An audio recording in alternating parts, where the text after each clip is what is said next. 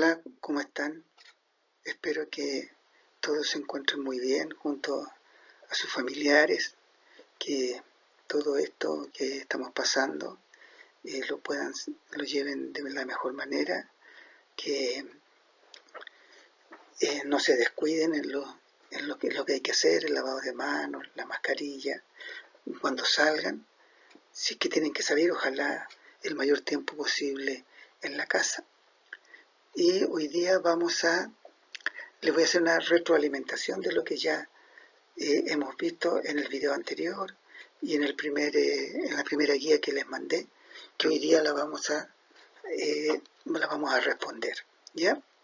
Entonces, perdón, que estoy un poquito difónico. Bueno, como ya hemos visto anteriormente, estamos viendo las tres capas de la Tierra, ¿no es cierto? La unidad se llama las capas de la Tierra y la estamos viendo separadamente. Y al final de este video como les decía recién, vamos a responder las preguntas, ¿ya?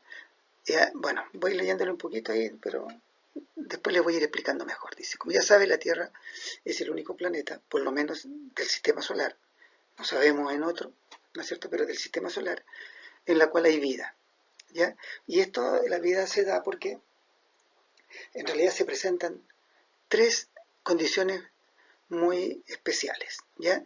Y estas tres condiciones están dadas por estas tres capas de la Tierra, ¿ya? Si nosotros miramos la Tierra desde el espacio, podemos ver que, ¿no es cierto?, la Tierra principalmente es azul, porque en la superficie el 30% de la Tierra, en la superficie es tierra propiamente tal, y el 70% más o menos es agua, ya es agua. Por eso que desde el espacio se ve así, ¿ya? Ahora, la Tierra la forman tres componentes: la atmósfera, la hidrósfera y la geósfera o litosfera, ¿ya? Esos son, también se le dice litosfera, hidrosfera, ¿ya? Pero la mayoría de las personas, ¿no es cierto?, le acentúan, le ponen acento, digamos, la pronuncian así, ¿ya? Y componentes de la Tierra forman lo que es la biosfera.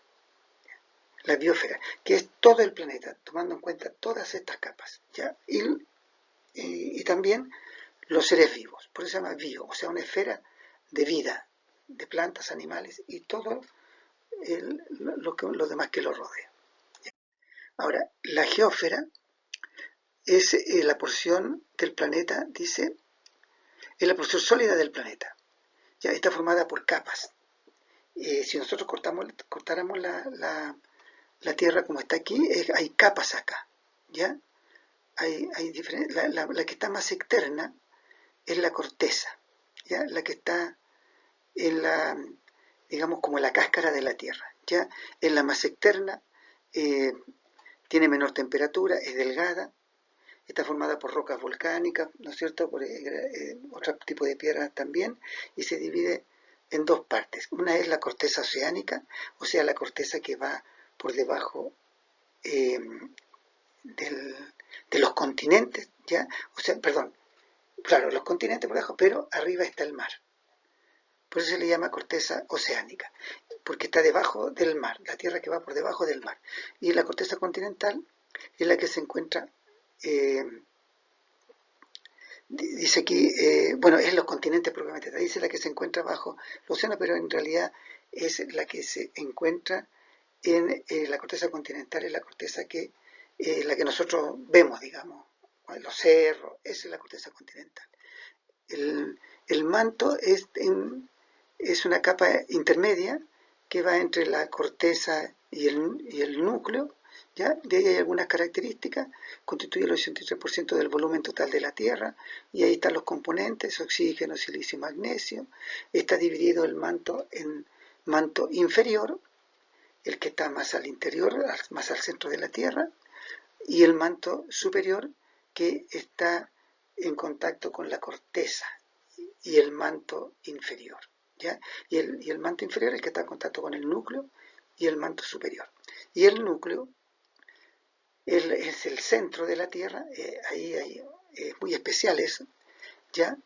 Hasta es la capa, dice, porque está el núcleo interno que está en estado líquido y viscoso en el centro de la Tierra, no es sólido sólido, ¿ya?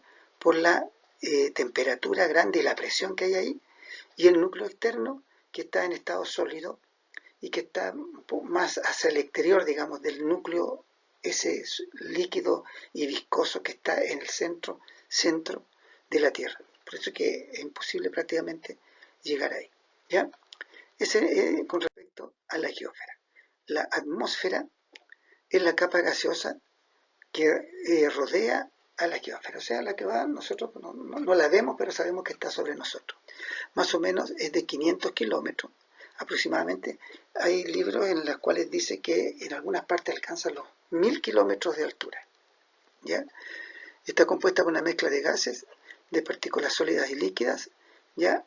Las capas que forman la atmósfera son capas que están desde el aire que toca la superficie de la Tierra hasta la que llega la más alta posible. ¿Ya? Y la más baja es la troposfera, que es la que está más cercana a la Tierra. Ahí están la mayoría de los gases, ¿ya? Y se desarrollan diferentes efectos climatológicos ahí, ¿ya? Las tormentas, las lluvias, todo pasa ahí en la troposfera. También el lugar, en la parte superior de la troposfera, hasta ahí vuelan los aviones, que se junta con la estratosfera, que es la capa que está más arriba. Ahí, en ese límite, vuelan los aviones, ¿ya? Ahí, en la parte más alta de esta capa de la estratosfera, se encuentra la capa de ozono, y ustedes saben que la capa de ozono es la que filtra los rayos ultravioletas, ¿ya? Después de la estratosfera, hacia arriba está la mesósfera, ¿ya? Que eh, aquí llegan los meteoritos que se ponen incandescentes cuando vienen entrando, como que se prenden, es en esta capa, ¿ya? Y es lo que forman lo que se llama las estrellas fugaces. ¿Ya? Las estrellas fugaces, cuando uno ve que se prenden, es porque van pasando por la mesósfera. La siguiente capa hacia arriba, digamos, es la termósfera. Ahí se forman las auroras boreales. También hay un lugar donde en la parte inferior de la termósfera se encuentra una capa pequeña que es la ionósfera, donde ahí se transmiten las ondas de radio. ¿Ya? A través, hasta esa capa llega la onda y de ahí rebotan hacia abajo.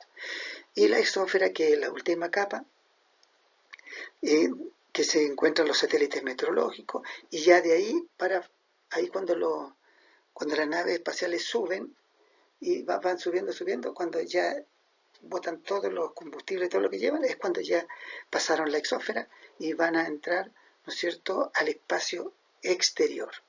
¿Ya?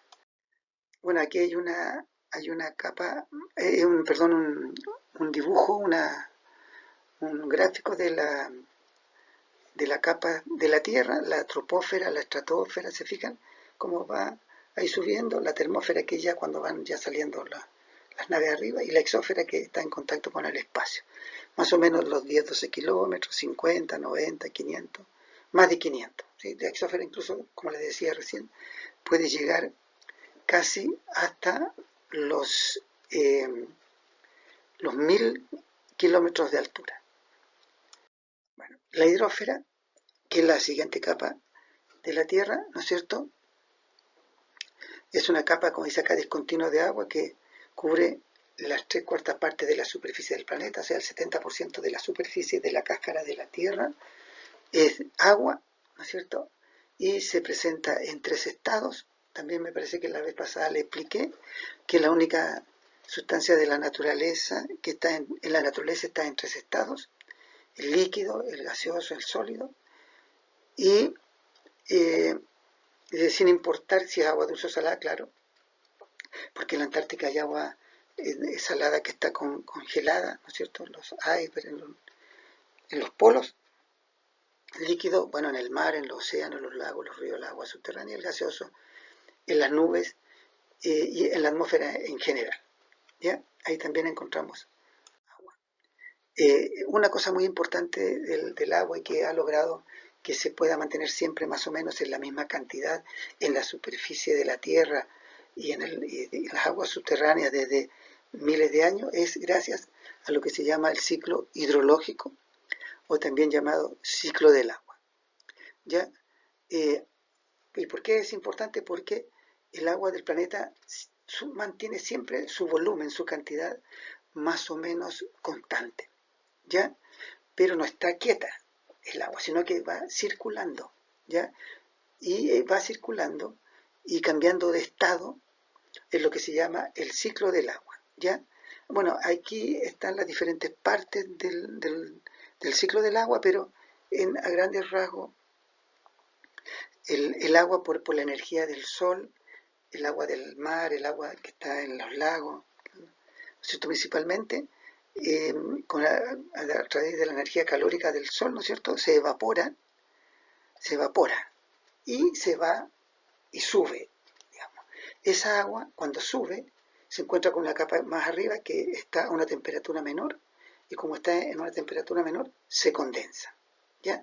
Es como en la pieza en el invierno, ¿no es cierto? El agua circula aquí como vapor de agua dentro de la pieza, no la vemos, pero cuando toca con el vidrio que está helado, se ven unas gotitas de agua que quedan ahí, que se forman en el vidrio. Esa agua, el vapor de agua que se condensó en el vidrio, se forman gotitas de agua líquida.